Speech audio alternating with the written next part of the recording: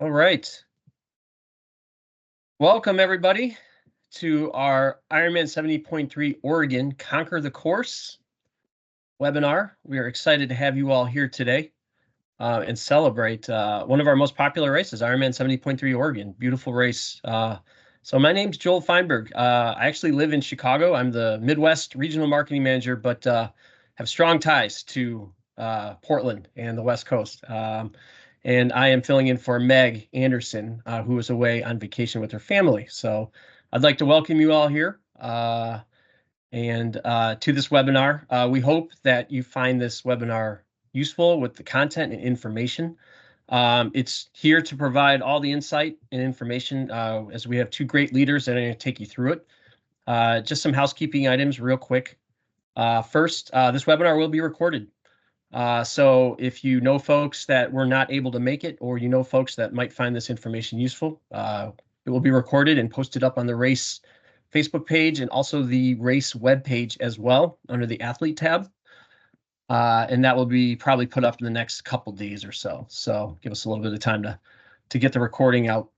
All right, without further ado, I am going to introduce our two speakers for today. First, Juliet Hockman from Life Sport Coaching. Life Sport's actually been a part of many of our webinars, especially out in the West Coast this year. So we're glad to have you and Life Sport with us and your expertise. And then somebody that I've worked with pretty closely the last couple of years, and you've all done probably a couple of his races, Joel Gaff. Joel is the race director for Ironman 70.3 Oregon. And Joel, correct me if I'm wrong, you've been on board with it since the beginning?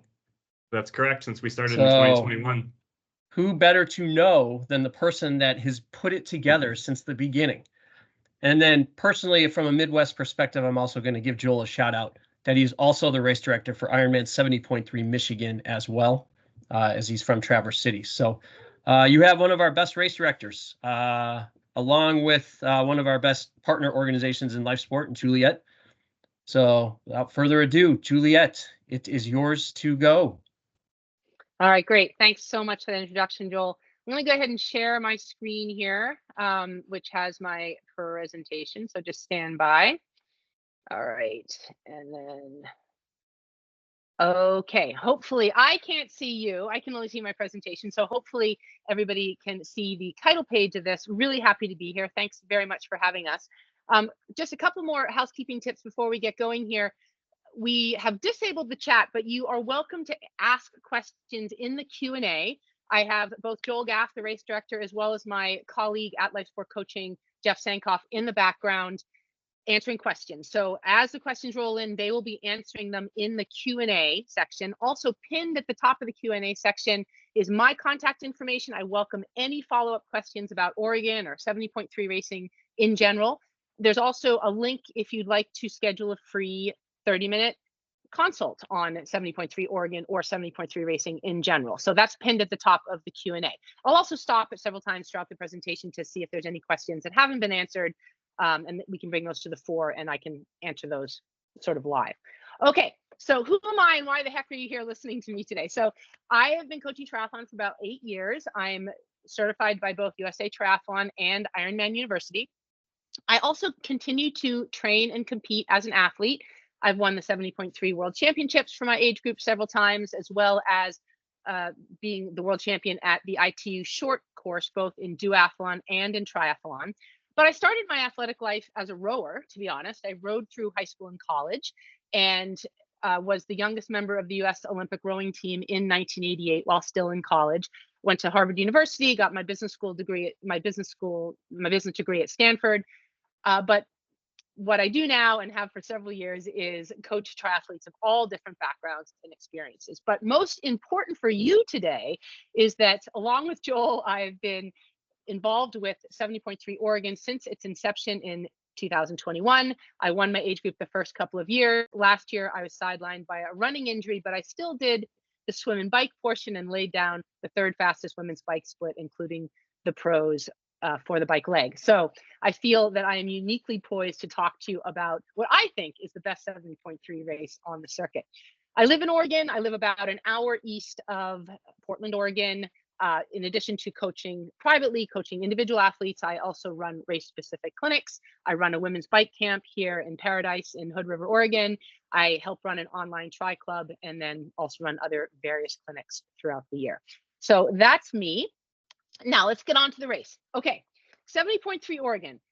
Beautiful place. Oregon in general is beautiful, and Salem is no exception. It is an extremely beginner-friendly course. In fact, many of you here today are probably doing not only your first 70.3, but also your first triathlon in Salem in July. It's got a terrific hometown feel. It's a great spectator race if you're bringing family or friends. Everybody loves to talk about the exciting downriver swim, which we'll pull apart in a few minutes. The bike course is rolling, it's quiet, you go through vineyards and orchards and strawberry fields so vibrant, you can smell them as you roll through them. And the run, you won't see a single car for the entire run. It is entirely in a nature preserve on bike paths, well shaded, almost perfectly flat. It's just a terrific beginner course. It's also a terrific course if you're out there to get a PR.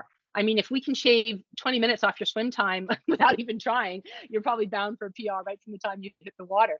So be excited about this race. It's also got terrific opportunities for post-race recreation. It's in the heart of the Willamette Valley, which grows some of the best Pinot Noir grapes, as well as other wines and beer and great hiking. You get to go to the coast, you can go to Bend, you can come to Hood River, plenty of things to do. So stick around for a couple of days after and enjoy your recovery week in Oregon. Finally, most importantly, of course, we have a llama at the finish line. If you know, you know, and we'll move on to the next slide with that. Okay, what are we talking about today? We're talking about pre-race. We're talking about race day, particularly race day morning, and some of the things you should be thinking about. And then we'll break apart the swim, the bike, and the run and talk about each of those specifically. All right, first of all, where the heck is Salem, Oregon? It is not the biggest city in Oregon. It is our capital city, but our airport is actually just 45 minutes north, just to the east of Portland. In fact, what my colleague coach said, why isn't there an airport in Salem? It is 45 minutes north. You are going to have to rent a car to get from the airport if you're flying in down to Salem, and to get around during race weekend. It's about yeah, and I say about an hour, 45 minutes from Portland. It's 2.5 hours from Bend. It's 3.5 hours driving from Seattle. If you're doing a road trip up from Northern California, it's 9.5 hours from San Francisco. Couple pro tips: if you haven't booked accommodation yet, you should probably get on that pretty soon. Salem is not a big city. It does not have extensive accommodation. And if you don't get organized about that, you may find yourself staying closer and closer to Portland, which just means a longer drive on race day morning. So think about getting your accommodation booked if you haven't already. Salem's not a big town. If there's something really specific you want for race day, yes, of course, we have supermarkets and all of those things. But if there's a really specific product you know you're going to want in the days up to the race, or even during the race itself, make sure you bring it with you. That's probably true for any race. And then finally, as I said earlier, make sure you stay in the area if you have a couple of extra vacation days to play. There's no better place than Oregon in the summer. So make sure you stay and hang out and have a good time. Okay. Salem, this is sort of an overhead shot giving you the lay of the land. Okay, so if you can follow my cursor a little bit here, you can see that this is downtown Salem. All right, it abuts the whole area of Riverfront Park immediately. So you're going to find plenty of parking on race day in downtown Salem. This is Riverfront Park, and this is actually a great view.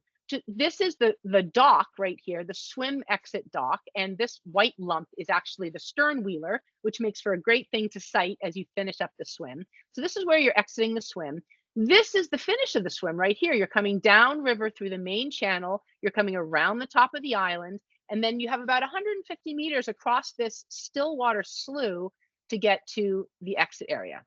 Okay, then you're coming up a ramp and then a series of ramps to get up to transition, which is in this big field right here.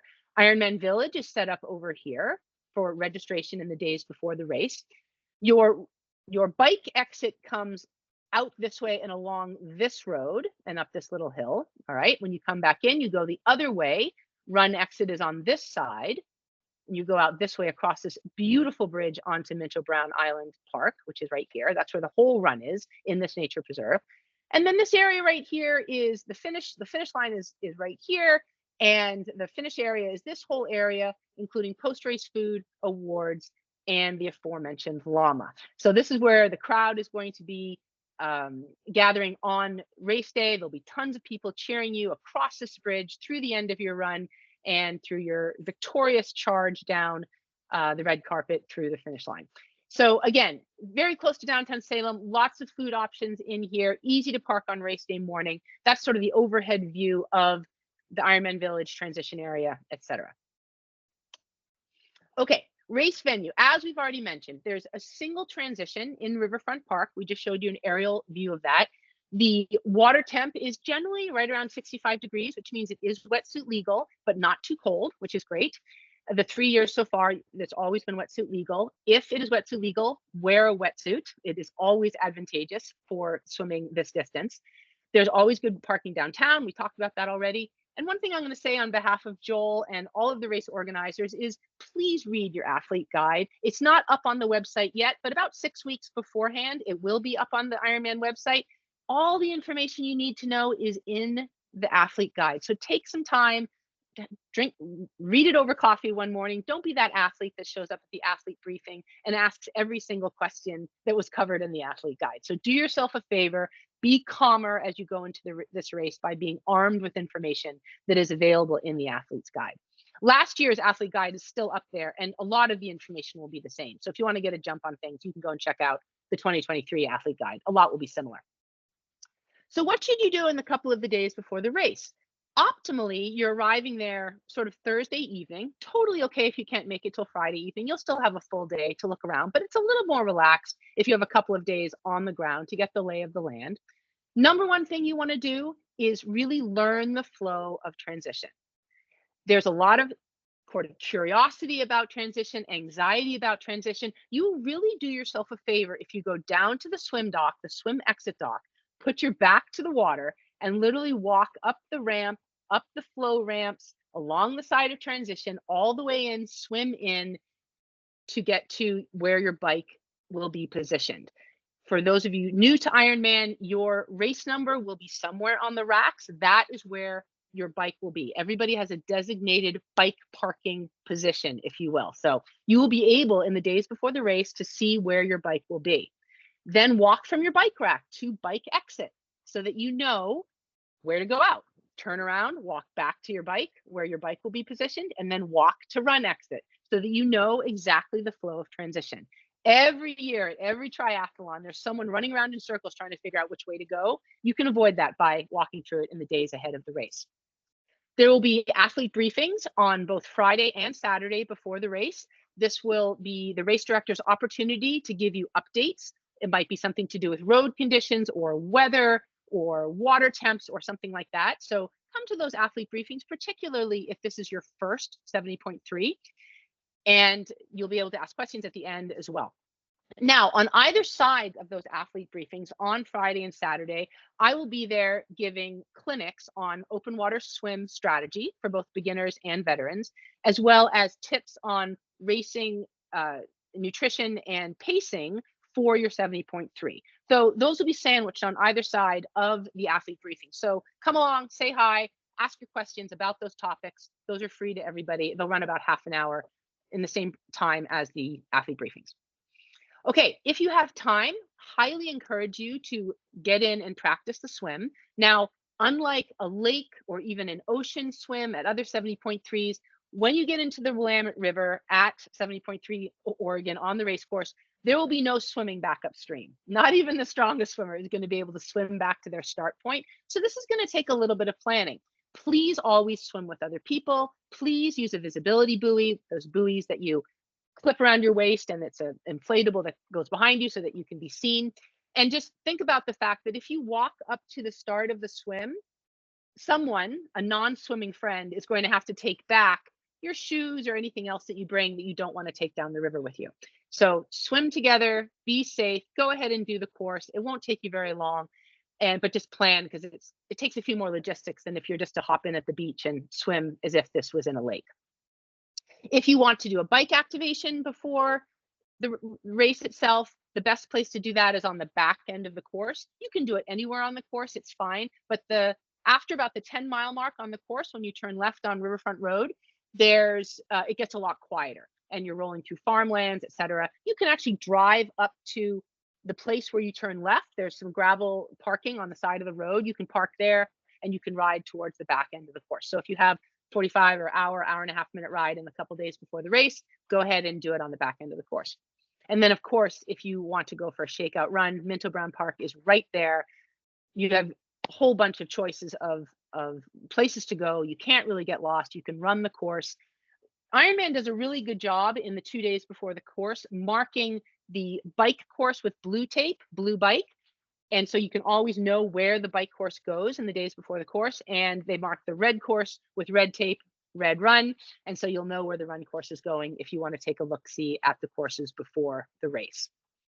Another reminder is, if you've never done a 70.3 before and you've only done local racing, you do have to check in your bike the day before the race. You cannot bring your bike on race day morning. So make sure that you make time for that on Saturday afternoon before you go and you put your feet up on the day before the race. Okay, moving along. Race morning, have a plan. There's always things that are going to go wrong on race day, and your ability to execute a satisfactory race day is your ability to pivot and react. All right, so set out everything the day before. Have a plan. Give yourself time to drive to the venue, park, walk to the venue, make sure you're there at least an hour ahead of time. Transition opens at 5 a.m. and there will be hundreds of people in line at 5 a.m. getting ready to get into transition. So it'll be dark. Bring a headlamp so that you can see easily. Joel can comment on this, but the first couple of years of the race, the Parks and Rec forgot to turn off the sprinklers. So when we arrived in the morning, the bikes were soaked. I don't know. I think they probably solved that problem since then. Joel can comment on that at the end, but you might bring a bag for your seat for the night before if you're concerned about it getting wet. In general, it doesn't rain in Oregon in the summer, so we probably don't have to worry about inclement weather. But anyway, arrive early, have plenty of time to be there. When you set up transition, you're inflating your tires, you're securing your nutrition and your bottles on your bike. You do not leave your nutrition there the day before. That comes with you on race morning. You've got your bike computer, your helmet, your shoes, your run gear. So those are all the details you have to think about setting up on race day morning. You'll be there with 2,000 of your best friends. If you're not sure what to do, ask the people around you. Everyone's eager to help. You got to give yourself time to put on your wetsuit. This will not be the first time you tried on your wetsuit. Make sure you swim with it a couple of times before you get to race day. Pro tip, the zipper goes in the back. You can wear your heart rate strap underneath. That's often a question that we get. Yes, of course, you can wear it throughout the whole race. It'll be fine under there. And then when you're all ready to go, about half an hour before the race starts, Ironman lines everybody up along the river side of transition. And this is just like any other 70.3 in that volunteers will have signs. And you can see a picture of one of these signs in this photograph here. And it will mark your expected finish time for a 70.3 swim. And it'll be 28 minutes and under, and then it'll go in steps of usually 3 to 5 minutes, all the way up to an hour. So position yourself with the group of athletes who will be swimming the same time as you. Now, speed yourself as if it is for a typical 70.3 swim, not Oregon 70.3. Everybody is going to swim under half an hour on this, all right? Pretty much. And so not everybody is going to be in the under 30-minute group. So position yourself in the group of athletes as if it were a lake swim, all right? And then you will all march down towards the start together. Okay, I'm going to pause here for a minute to see if there are any questions before I dive into this swim portion of the race. Anything from our friends in the back?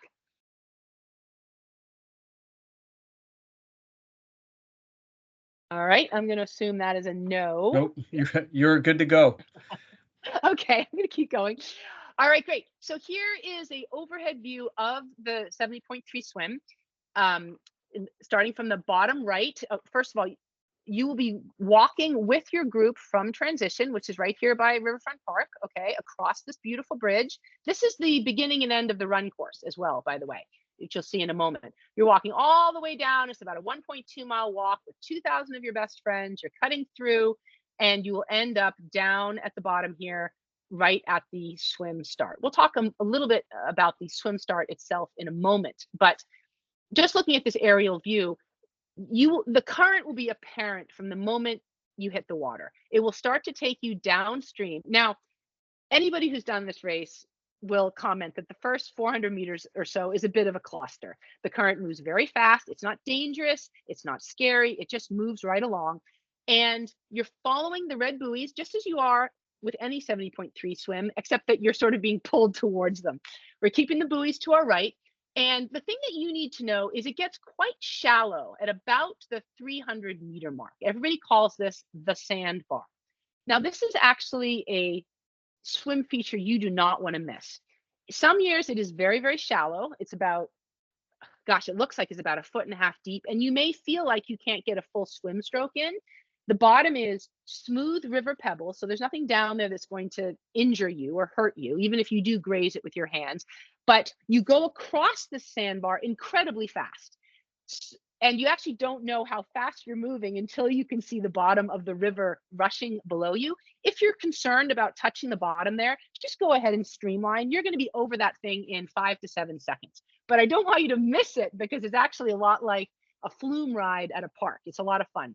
And then once you shoot off the top of the sandbar, and now you are basically in the main belly of the river, and you'll continue your swim down river. All right. Now, you're going to it won't look just like this because the river rises and these sandbars are covered. This satellite photo is a little bit misleading.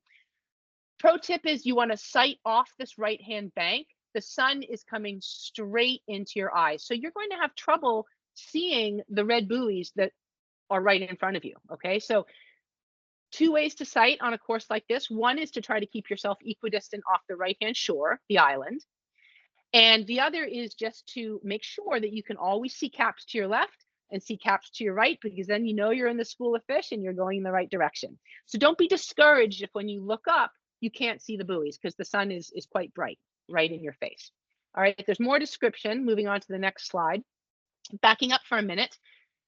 Again, this is a picture of everybody walking down to the start. There is a point about probably 400, 500 meters on the path before the swim start where you can put your morning clothes bag onto a truck.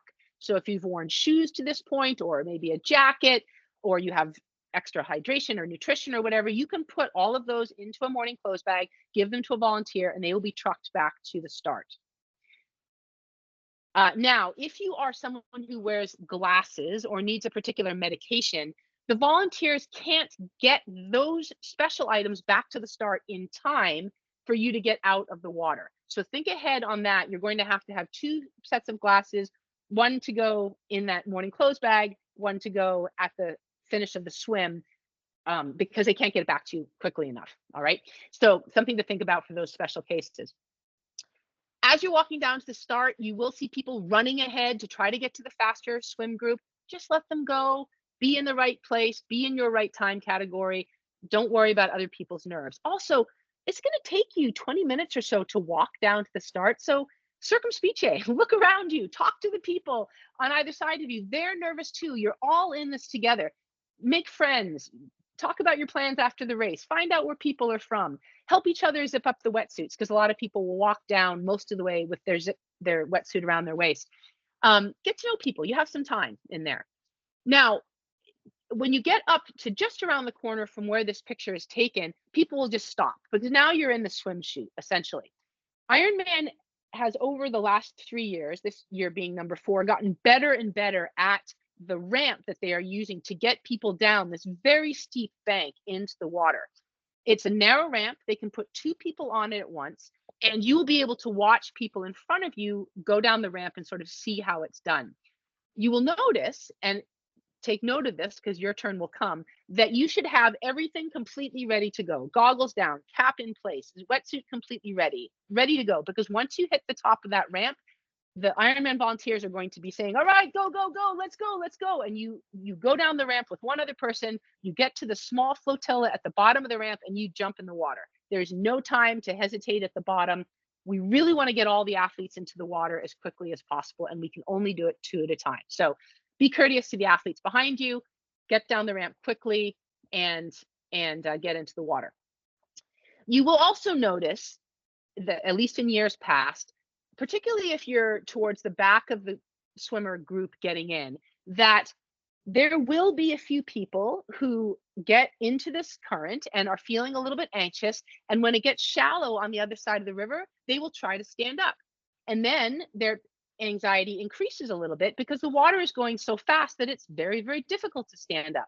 So ignore the people that you see standing on the other side of the river. Stay towards the middle of the river, stay in the flow of water, follow the buoys, follow the people in front of you, and let the current take you for that first 400 meters or so until you're across the sandbar and into the main belly of the river.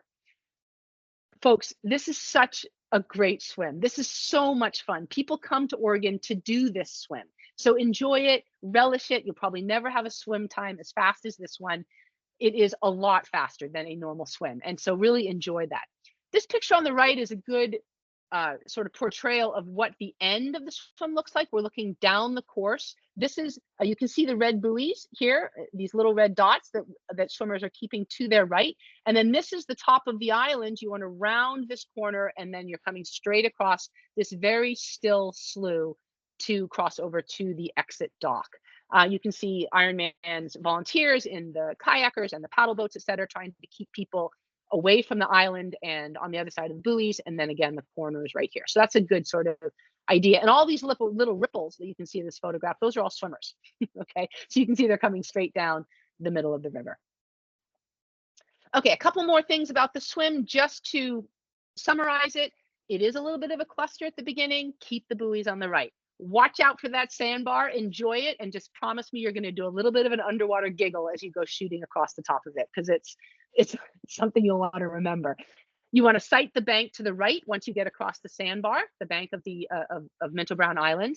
Sun is a factor, so you're going to want to wear tinted goggles, and you're again going to want to sight to the right and also to swim caps of other swimmers on the left and the right of you. You must leave that last buoy in particular to the right. You don't want to cut that corner, one, because it's illegal, and two, because there's a whole bunch of weeds in the water right there and it's uncomfortable to swim through them.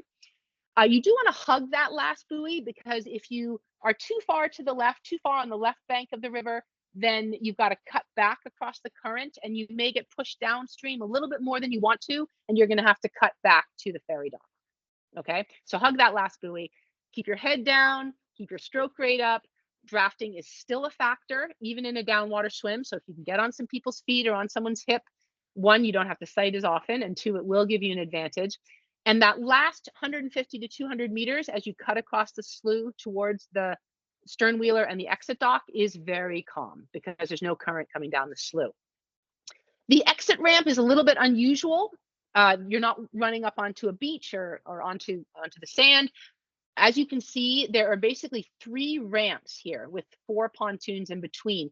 You want to beach yourself like a whale. Okay, athletes, you want to swim right up onto this ramp until your hands are up onto the ramp and your feet are underneath you, at which point you gather your feet underneath you and you pull yourself up the rest of the ramp. There will be volunteers on these 4 pontoons on either side helping you up. If someone helps you, take the help. You're going from horizontal to vertical. Sometimes there's a little bit of imbalance as you stand up. So go ahead and take the help. Get yourself up the rest of the ramp. Realize there will be athletes wanting to come up behind you. And then this is a view from the other side, the ramp, the exit ramps being right here. There's a big black swim arch. You're coming through the swim arch. You're running up this ramp. This ramp is actually quite steep. You're going to want to take a look at it the day before the race or 2 days before the race. What I do when I race this race is I use both hands on one of the railings and I pull myself up this ramp because I'm still getting my balance, having just stood up from the swim. So you'll be going up this steep ramp. Remember, you're in your bare feet here. You are coming around the corner.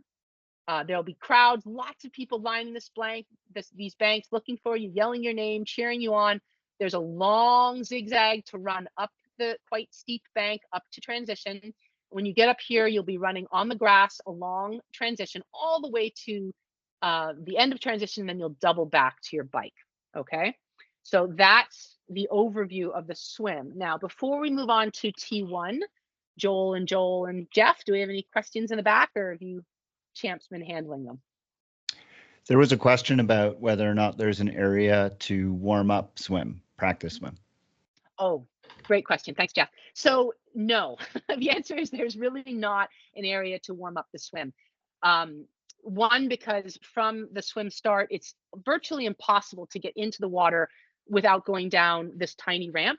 And two, because once you get in the water, you'll be 100 meters downstream and you're going to have to fight your way back. So race warm up for a race like this, I would recommend that before you get your wetsuit on, go for a little jog, do some activation exercises, some dynamic stretching, and then put your wetsuit on, and you've got that long walk down to the start anyway. But yes, no swim warm up the day of the race. I think they let the pros get in, but I'm not even sure about that. Juliet, Any other thoughts? I'll add just a little bit more too, for everybody, just to reiterate what Juliet said in the beginning about getting into the water. We have been able to make that entrance into the water better every year, and we're working this year as well to make it even better than it was last year. So the plan currently is to be 2 by 2 going down into the water. We may have a greater capacity than that, but one big thing I can stress or need to stress is that you have your goggles on, your cap on, everything on your face when you're at the top of that ramp. So you're going to walk down the 15 or 20 steps and get right into the water. If you don't have those things on, it really creates a bottleneck and just kind of creates, you know, a clog in the machinery for everybody else. So make sure caps on, goggles on, you're walking down, there's some handrails for you to get on to walk with, then you get into the water. And then once you get into the water, typically where the plan is to have all of your buoys, like Juliet said, on your right. And that's the plan. But because of the way the topography of the river will be in the spring and into the summer, we'll determine that on race week. So so plan them on your right, but at the athlete briefings, we'll let you know exactly what that will look like once we've got a chance to lay the buoys out and get all the anchors in and all that kind of stuff on race week. So plan to have them all on your right, but also attend those briefings so you know what the final word is. The only other question that came up that we haven't had a chance to answer related to the depth of the water. You mentioned it's shallow around the sandbars. Are we talking like the Russian River from those of us who remember Vineman, where you could actually stand up and walk, or is this going to be deep enough that people aren't going to have to worry about that? So on the sandbar itself, you could certainly stand. I mean, it can be, I think it was year 2, 2022, where you actually could touch the bottom there. But you don't want to. The water is moving so quickly that if you were to try to get your feet underneath you, it would be really disorienting because you wouldn't be able to stand. It's also a very short distance. I mean, you're across that sandbar in less than 10 seconds. So just go ahead and put yourself in streamline, Superman your way across that sandbar. You don't want to be standing up in the race. And that is the only time in the entire race that you can see the bottom across that sandbar. Definitely don't stand up. Like Juliet said, if you stand up, you're going to get hurt. So just enjoy it, slide through. Yeah, it really is. It's, I mean, last year I remember in the race, it was over too quickly. And I remember shooting off into the river thinking, damn, I'm going to have to wait a whole other year until I get that experience again. So really enjoy it. Any other questions from the back about the swim? Okay. All right. Moving right along. So T1, when you get out of the water, first thing you want to do is pop your goggles up on your head so you can see properly. You're going up that steep ramp. Use the railing to pull yourself up that ramp. Don't be shy to take people's help if it's offered to you by the volunteers. And then once you get to the top of the ramp, you're going to want to begin to strip your wetsuit down to your waist. Push it all the way down over your hips, as far down as it will go, and still allow you to walk or run. Now, there will be people who are doing this race to compete, and there will be people who are doing this race to complete. So just make sure that you stay a little bit to the side. There will be people who want to come past you. You may be one of those people who's trying to run past. Whether you walk or whether you run, remember that your total time in a triathlon includes your transition. So you do want to move along up these ramps up to transition, preferably running. Okay, you taking your, once your wetsuit is down to your waist, you're taking your caps and your goggles off, you're holding them in your hand. It's a long run to your bike. You have some time here, folks. While you're running up and enjoying the support of the crowd, you want to be thinking ahead to what you're going to do when you get to your bike spot. I can guarantee you that your highest heart rate for the entire race will be when you arrive at your bike. You've just run uphill, you've gone from horizontal to vertical, and you're running faster than you probably will during the race itself. So your heart rate will be high, your IQ will be low. Make sure you think through the order of operations for what you're going to do when you get to your bike. So you're visualizing putting your helmet on. You've got to have your helmet clicked before you touch your bike. your wetsuit obviously has been stripped by this point. You're putting your socks and shoes on, you're putting your glasses on. That's really all you have to do in transition, people. You don't have to put on a ton of extra sunscreen. You don't have to eat. You don't have to do anything else. Just get on your bike, grab your bike and start pushing it out of transition. Really encourage you to practice your transitions in advance. There is no greater part of triathlon for people's anxiety about wondering what happens in transition. You can allay these fears by just practicing them at home. Practice your T2 by going for a little run off your bike, and you can start that now. Practice your T1 by wearing your wetsuit in the pool, doing a hard 400, coming out, stripping in immediately on the deck, and then get back in and finish your workout. So there are ways to practice these in advance of race day, okay? Keep your transitions simple. You don't have to have a lot of extra stuff, and you don't have a lot of room for extra stuff in transition because the bikes are fairly well packed together. Okay, let's move on to the bike. So this is an overhead picture of the edge of transition, essentially. Okay, the bike racks are over here to the right of this photograph. It's fairly short from the end of transition to the mount line. You are not allowed to get on your bike before the mount line. Both your wheels have to be over the mount line before you can get on your bike. All right. The day before, when you put your bike into transition, make sure your bike is in the right gear. You don't want it super easy. You don't want it super hard. You want it somewhere in the middle. Transition line always feels a little bit crowded and hectic. You can help yourself in this situation and the athletes behind you if you pull to the side a little bit to get on your bike. Don't be that athlete that runs to the mount line, puts both their wheels in front of the mount line and stops dead, and then eats something, swings their leg over, takes their time, etc. Because there's athletes coming behind you. So try to be courteous and thoughtful of your position on the road. You want both hands on your handlebars, okay? There's no reason to eat in T1, and there's no reason to eat as you are exiting the transition area. About a mile down the road, you're going to be absolutely on a straight, flat road. That is the time that you want to take in the first nutrition on the bike. Now, the first half a mile or so of this is very straightforward. The pavement is good. You can get right into aero. It's easy. About a half mile in, there's this sort of ticky-tacky tour through the neighborhood. It's about a 5-block diversion, if you will, to get around a couple of traffic lights and to get to River Road. Now, you want to be a little bit careful in this section. Scrub your speed a little bit. It's very narrow. There will be cars parked. The pavement is terrible. There's a roundabout you have to navigate. You will lose nutrition and water bottles if you're coming through here too quickly. Plus, it's just dangerous. So scrub your speed a little bit going through this first part, and then you turn right onto River Road, and you can really start to build your power. You can start to eat for the first time. You can hydrate, etc. But just be patient until you get to through this first part. It's all done within a mile, and you're turned onto the main part of the course. Okay, what else about this course? Here's an overall map. This map is obviously available on the Ironman website. It's a very straightforward course. It's out and back. There are aid stations every 15 miles. It rolls. Again, we talked about farmland. We talked about vineyards and strawberry fields and orchards. 1,100 feet of elevation, not a significant gain or loss of elevation. There are a couple of poppy hills in each direction. These are very short. They're a little bit steep. You're going to want to probably get out of the saddle, if only to give your back and hips a break, because the rest of this course is a great course to stay in aero. And Ironman does mark these particular hills as no passing zones in the direction that they are downhill, because they are reverse contoured, they are very narrow, it's a blind corner, and you descend through a railroad bridge. So those passing zones are marked here. They're obviously on the way out and the way back, because it's an out and back course. They are very well marked. You do not necessarily have to go and practice these parts of the course. They are very short sections.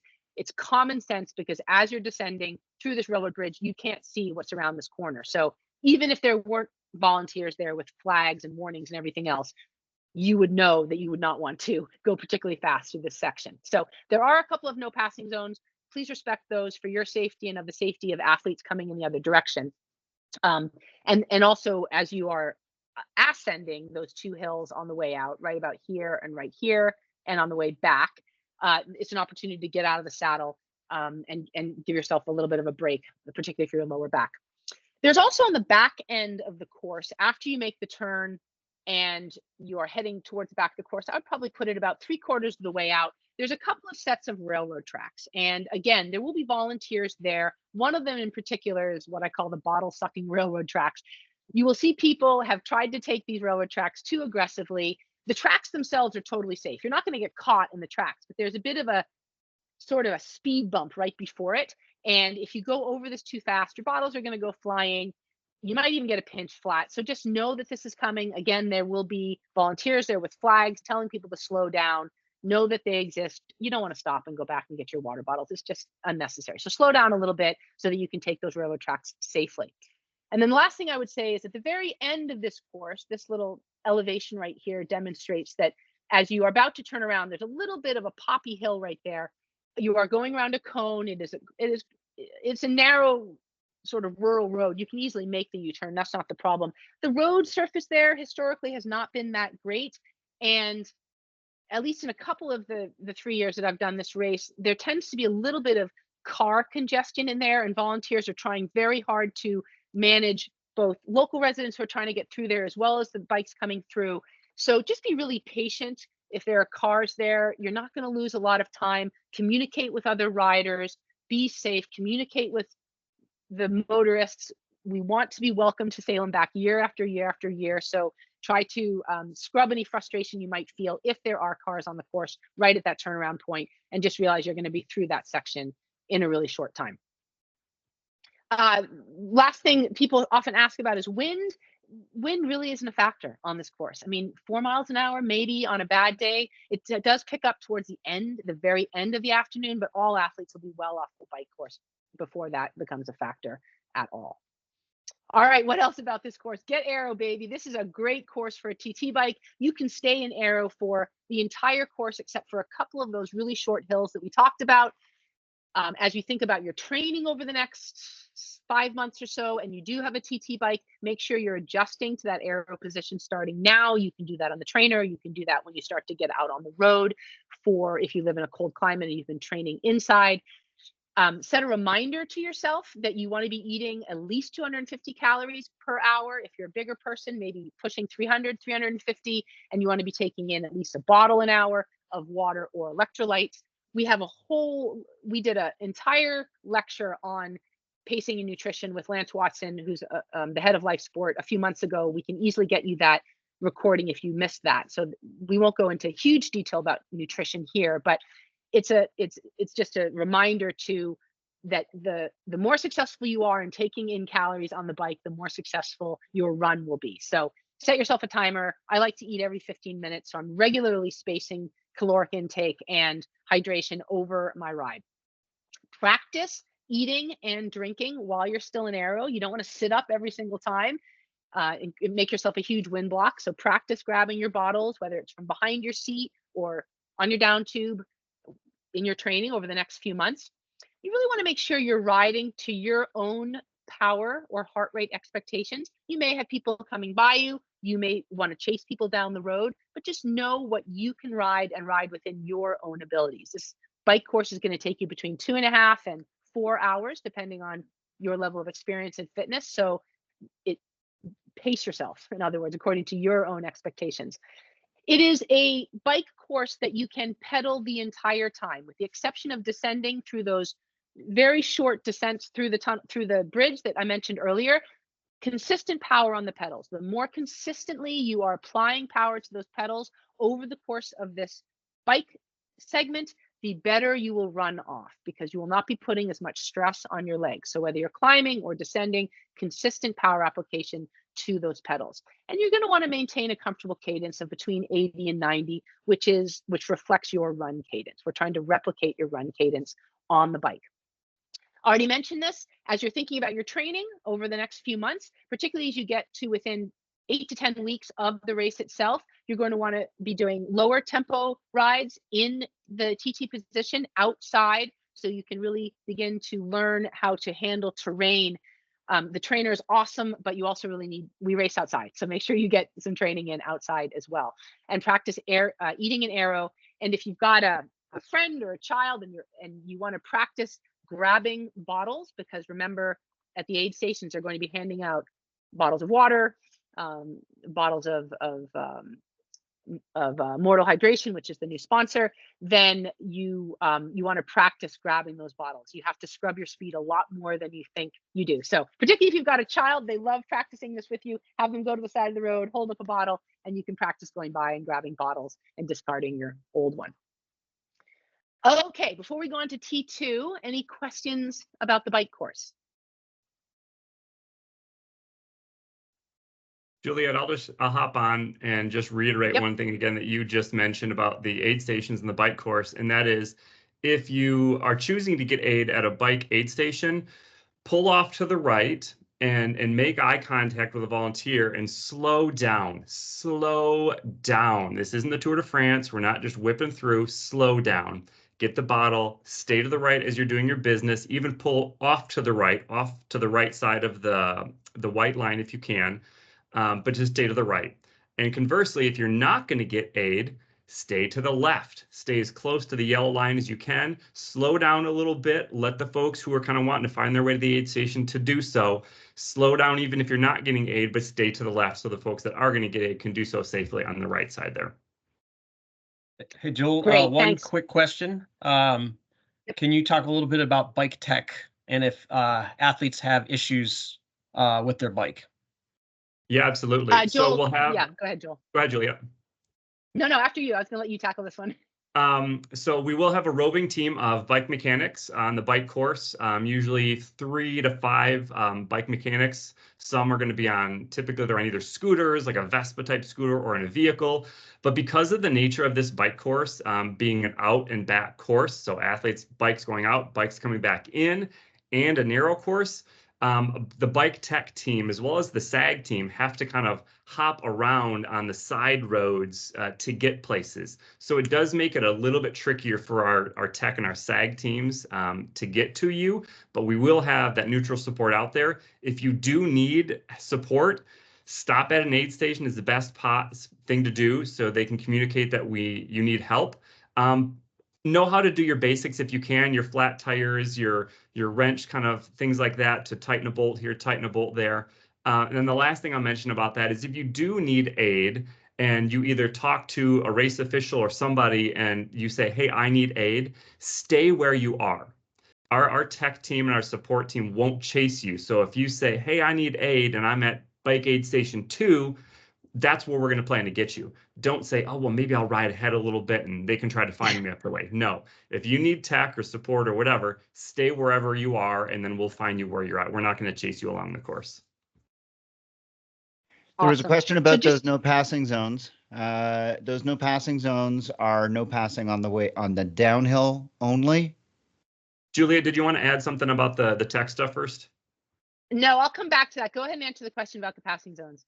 Sure thing. So the passing zones, when you're going uphill under these kind of S curves underneath the train tracks, it's virtually impossible to be passing going uphill because it's quite steep. So you're going to be motoring if you're passing going uphill.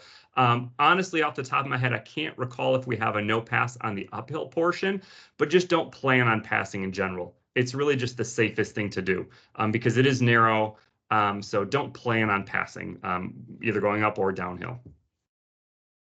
Yeah, on the downhill, it's really obvious, right? And on the uphill, again, you'd have to be a pretty strong rider to be passing people right there. I mean, use your common sense, people. If you were out there riding on the road and you came across this blind corner through a railroad bridge, which was really narrow, you would be thinking about the safest way to get through this bridge. So just use your common sense. If you're going to pass someone, you can just as easily pass them 100 meters later. So just wait, okay? What I was going to say about the aid stations on the bike is if you are, just to reiterate what Joel said, make eye contact with the volunteer. You can even say you, right? Obviously, you don't want to take your hands off the handlebars to point to them, but you have to take your hands off the handlebars anyway to grab the bottle. And when we practice this with athletes every single year, 50% of them drop the water bottle the first time they do it because they just don't realize how much they have to slow down. Now, knowing that, if you are not planning to take water and you are planning to stay to the left, there are going to be water bottles all over the ground, and there are volunteers darting in and out to grab those water bottles so they don't create obstacles. But just know that there is stuff on the ground going through these bike aid stations because people have not been able to do the water bottle grab successfully. So keep your head on a swivel when you go through these water stations. There's one actually on the bike that is right after a descending 90-degree turn, beautiful sweeping turn, and then the aid station's right there. So people are going to be scrubbing their speed as they come around that corner. And so again, just keep your head up. You want to be safe. You don't want to create a problem for anybody else. Okay, T2. So here we are. We're off the bike. It's a short run from the dismount line. You have to get off your bike before the dismount line, not on the other side of the dismount line. Okay, so you cannot let your front wheel come across that dismount line. So make sure you're off in plenty of time before it. Don't be intentional.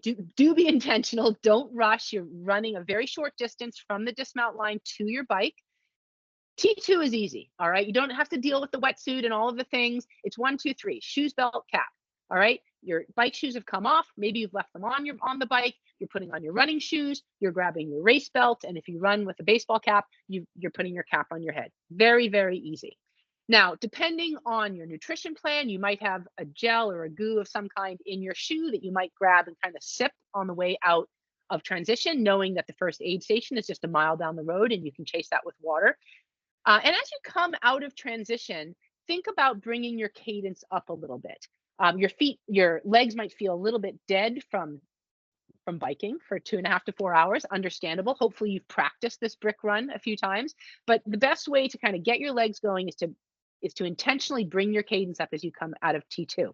Now, having said that, what I always think about is, avoid irrational exuberance in the first mile, because often we come off the bike and we've got so much adrenaline. We're finally in the run. Here we are. We're in the third leg. This is awesome.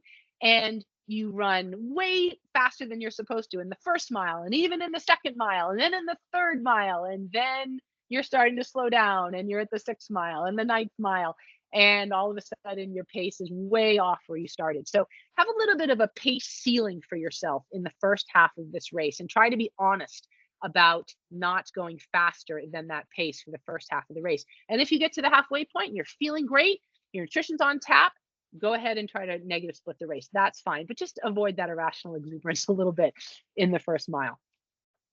Okay, the run, as we've mentioned, one of the most popular runs, I think, in 70.3s in North America. Absolutely beautiful. You're coming out of transition, top right of your screen. You're going across that beautiful bridge that you've seen some photos of. I like to think of this as a figure 8 on a popsicle stick. This being the popsicle stick right here as you run out and back. You're doing this almost figure 8 twice. Okay. So it's mostly flat. It's mostly shaded. There are a few parts that are exposed, particularly on this part of the course right here. It begins to feel a little bit warm right here. In the back end of the park, in this area, sometimes GPS isn't entirely accurate. So if you look at your watch and you're really driven by pace and you're thinking, gosh, this seems really odd, don't let it rattle you. Sometimes in the back end of the park, the GPS is off a little bit. Ironman, as always, will have mile markers, and so you'll know exactly where you are on the course at all times.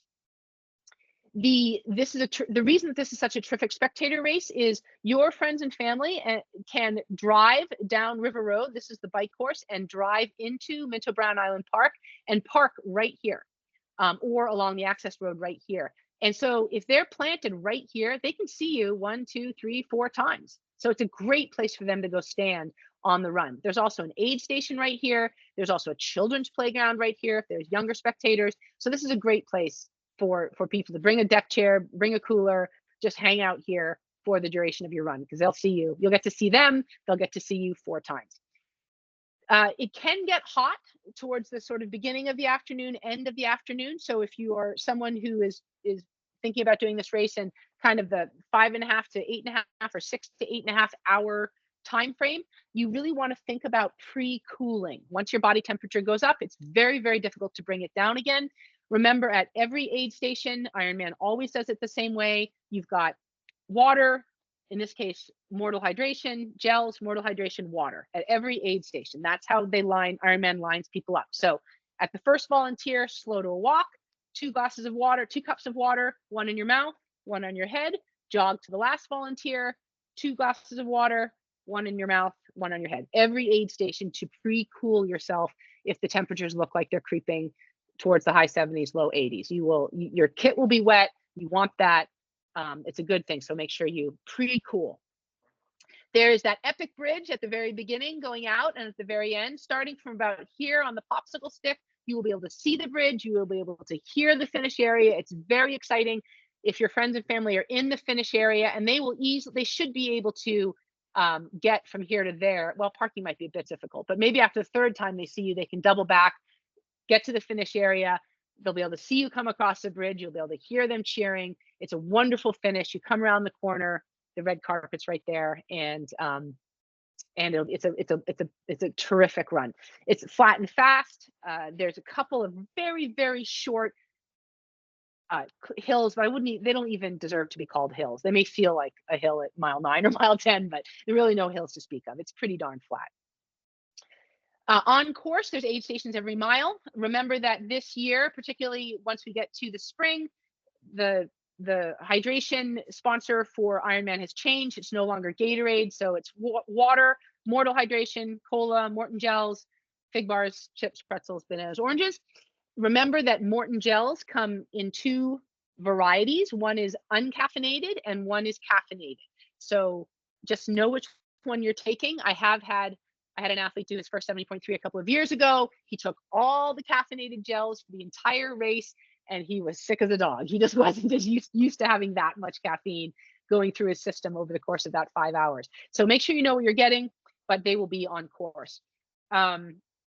But at Mortal Hydration, you can find it on the feed. It's a fairly new product. It is an electrolyte, not a carb drink. So make sure you understand what you're getting if in races past you have depended on Gatorade. Just educate yourself on that.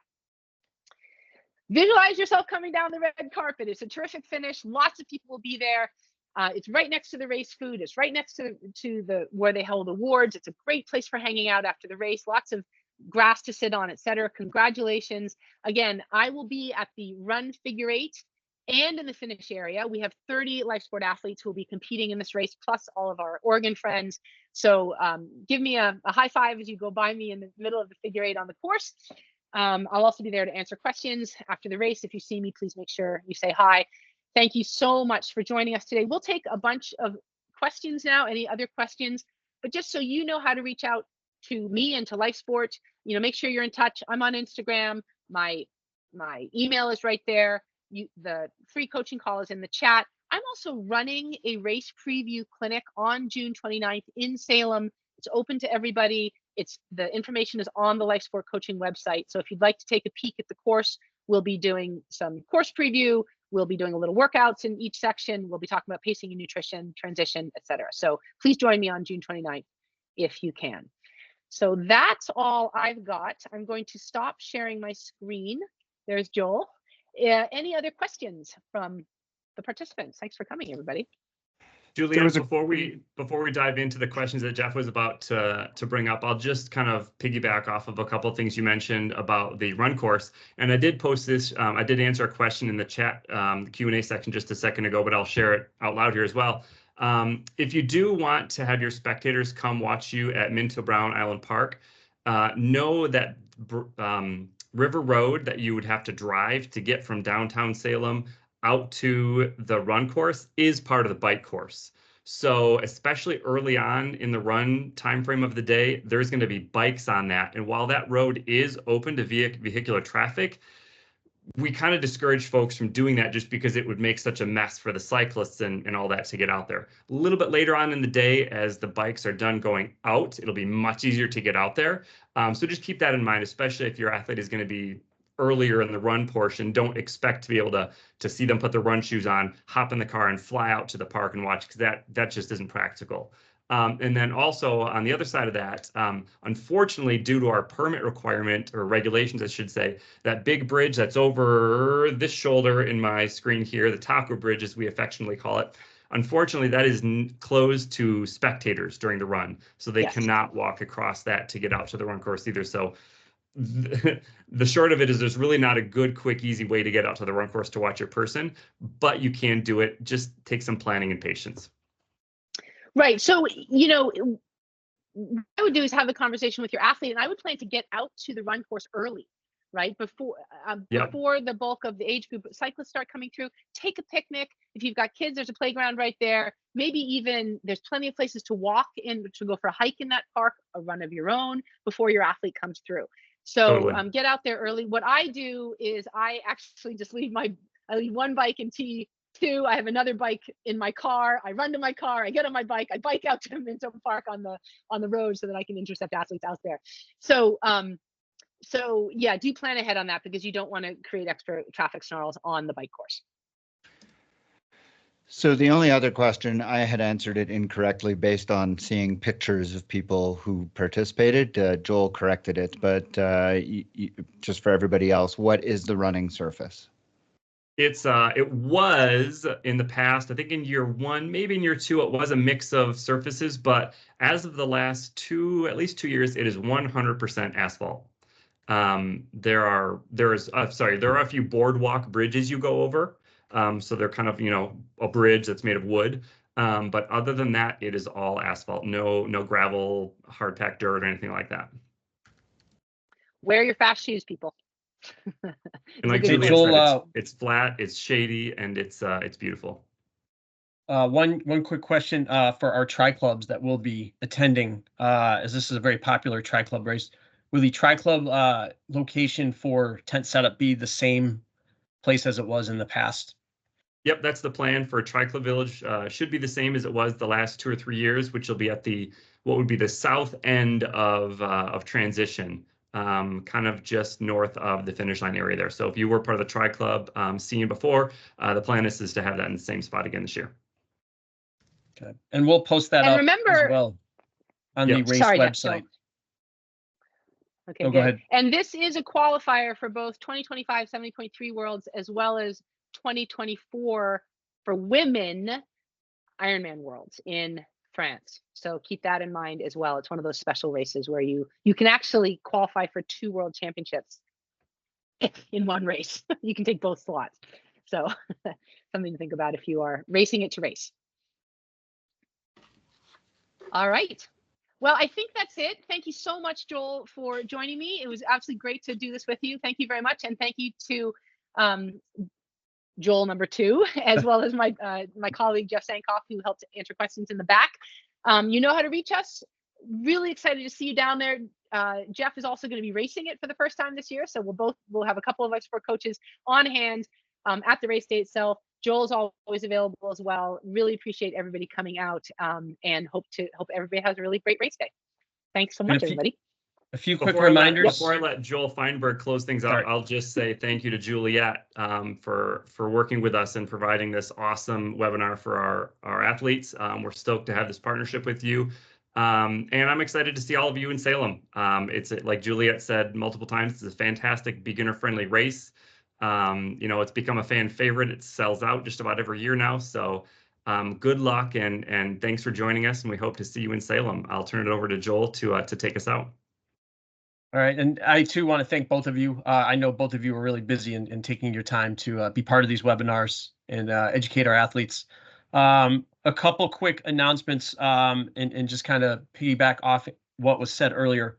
2 things. One, we have this really cool tracker app, the Ironman Tracker app, where you can download that off of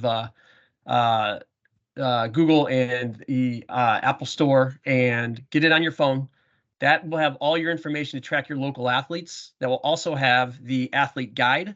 It will have the time schedule and everything that you need to kind of roll through race weekend and race week. And that brings me to also what we talked about earlier with the athlete guide. The athlete guide can really answer a lot of questions. It will have our course maps. It will have all updated information, including nutrition information, aid station information, all the good stuff. So the tracker app is really the thing to go. Please do download that as soon as possible to get yourself used to it.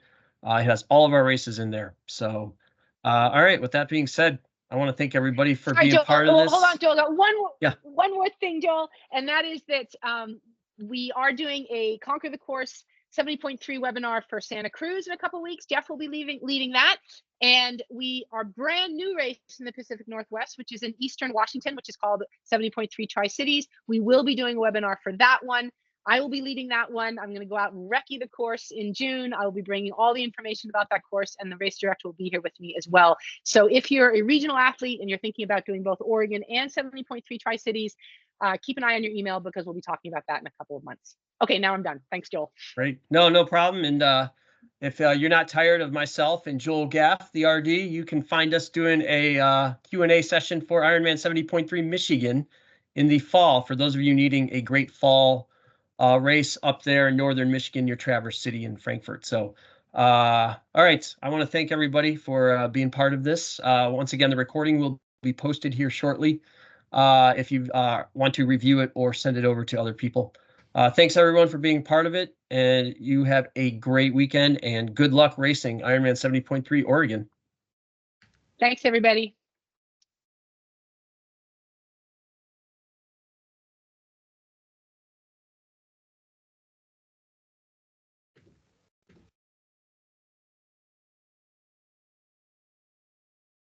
So you have to end the call. There we go.